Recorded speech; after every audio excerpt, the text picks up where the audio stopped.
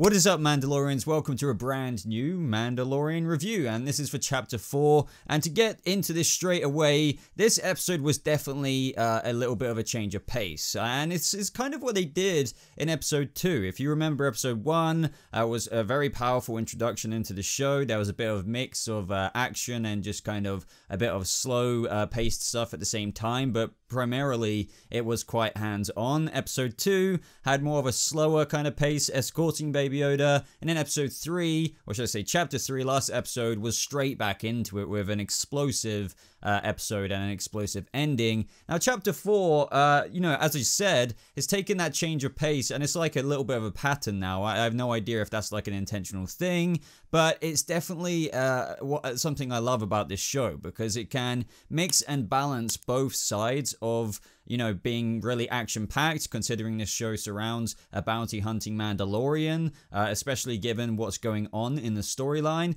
but it can also maintain interest from the audience, very much so. Like, this is borderline, I haven't decided yet, but one of my favorite episodes out of all four, so it's either, I would say last episode was my favorite, but this is my second favorite, because it offers a different side to the Star Wars universe, and this is one thing I've praised The Mandalorian for already, is that it offers different perspectives from that Star Wars universe, different stories, different tales. For example, with how this episode just, even began with like fishing on Sorgan, I believe the planet was called. And obviously the Mandalorian was looking for a place to kind of lay low, and Sorgan was exactly that. They had no starport, no industrial centers, no population density, and considering the ending of last episode and the state he's kind of in with the guild, and people still, bounty hunters are still after Baby Yoda, he needed to lay low for quite a while. I think he even said a couple of months, but that, as I keep trying to reiterate here, gave this episode the opportunity to explore things we don't really see all too concentrated on in the movie. Of course, we visited planets,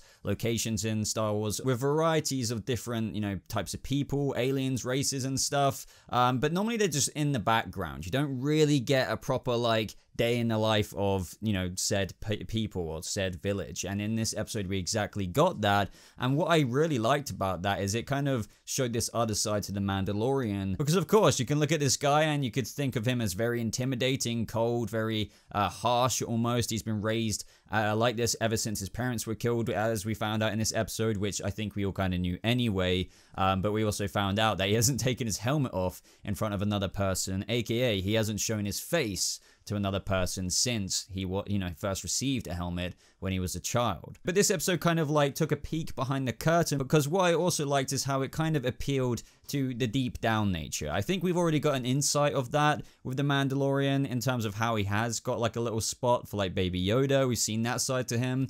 But in this episode, when, the call of the villagers came, specifically with Omera as well, he shared a little bit of a connection with her. And this episode also quite literally laid down a sort of life for him. He could have settled down there. He acknowledged that this village, is kind of a good life, but unfortunately this isn't necessarily the life for him. But the fascinating thing that made me most intrigued about this episode time and time again throughout is that it offered that somewhat vulnerable side of him, and you could definitely tell that. I mean, for example, in that last scene, or one of those last scenes, when she said that you could have a good life here for you and your boy, and he says, I know, this is something that goes back to what I said in my last review. Despite Pedro Pascal being underneath the Mandalorian helmet, it's very powerful how you can still convey emotion, and I dare say, like, even more so sometimes when you can't even see the human expression on his face, because his voice was shaking when he said I know. And I really kind of wanted that for him, and I think he did deep down as well. So it should go without saying that one of the biggest things about the Mandalorian is his journey with Baby Yoda, and even so,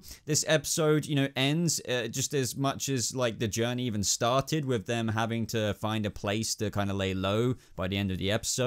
No difference is made because he leaves the village. I got a whole range of feelings, especially when it came to Baby Yoda, because whether that's from the first scene when, the Mandalorian was telling him to not flip the switches and he still kept doing it, the comedy still doesn't feel silly. It feels just right for Star Wars. They don't overdo it, but they keep like trickling it along throughout the episode. But also on the sentimental side, with how kind of bad I felt, you saw how happy Baby Yoda was in the village and how this could have been an actual life for him there. And you know, Amira was even offering to look after Baby Yoda as if he was her own. And for a second in the episode as well, I actually thought that they were going to leave him now. I thought, you know, this might be a very low-key place for him to actually enjoy himself and actually have a childhood, as they pointed out.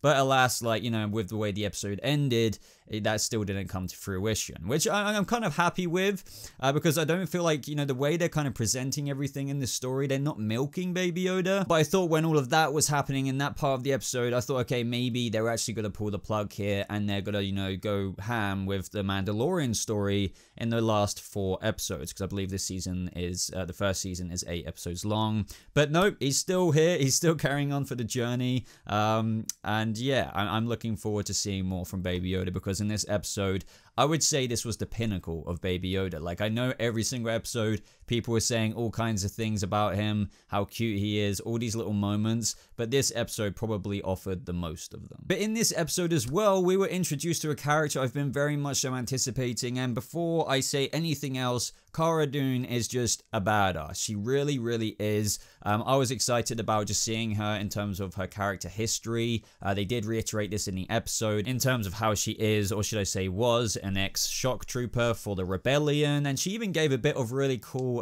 background context into her journey so far, which actually involved kind of mopping up the aftermath of Endor, which was, I can only assume, the Battle of Endor from episode 6, but this is something I've spoken about in my previous reviews as well. In terms of the Empire falling, came the New Republic, but these things take time. Not everyone in the galaxy will agree with it, which is something you may or may not know. Believe it or not, there were people who liked the Empire. It wasn't actually all, you know, hated. So, like, as you probably already know, this time in the galaxy was a very lawless place, and Cara Dune just basically went on to explain how after, you know, post-Endor, she was kind of going after and mopping up ex-Imperial warlords, and after the Imperials were mainly gone, that's when the politics started. So she had to start protecting delegates, suppressing riots. You know, you would have people like Leia and all kind of other politicians and stuff trying to raise up this new republic, and it was all kind of protection, and that's not what she really signed up for. And even though she said like it was all about post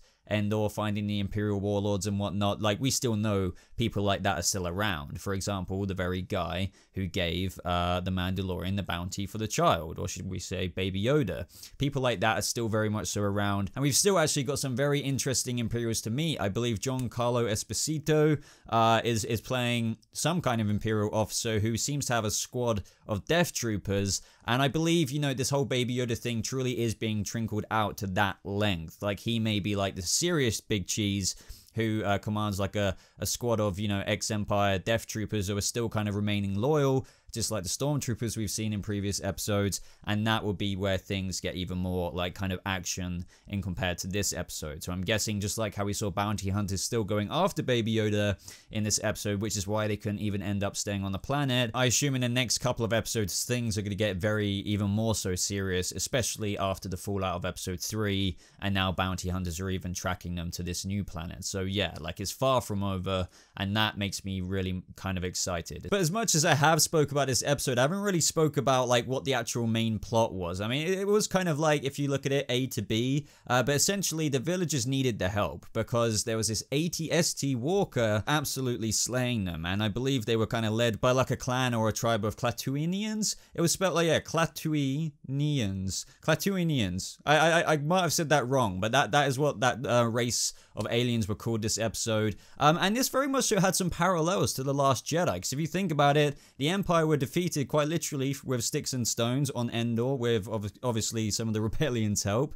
And this episode, it was really cool seeing Cara and the Mandalorian kind of train them up. Like, he actually gave in and wanted to help them. Of course, towards the beginning, it was for reasons that would only benefit him. But, you know, as I said, throughout the episode, you kind of saw a bit more of the humanity of the Mandalorian. And it was just awesome seeing this unfold, seeing them train in that montage, and ultimately seeing them defeat the AT-ST walker by luring it into a trap. As I said, just like the Ewoks with wooden spears, they were literally armed with the same things, even though the Mandalorian did get some of his armory out. You know what I mean. It was a cool little callback to Return of the Jedi. But also what I kind of admire about this episode as well is, you know, often whether it's in movies or like whether you're playing a Jedi in a video game, like recently in Star Wars Jedi Fallen Order, granted that Cal in that game is a Jedi, usually in most iterations of stuff, ATST walkers aren't really given the gravity of what it would be like to a normal dude like you and me if we were living on a village on a planet like that. Like, they would be very intimidating, but often we see short work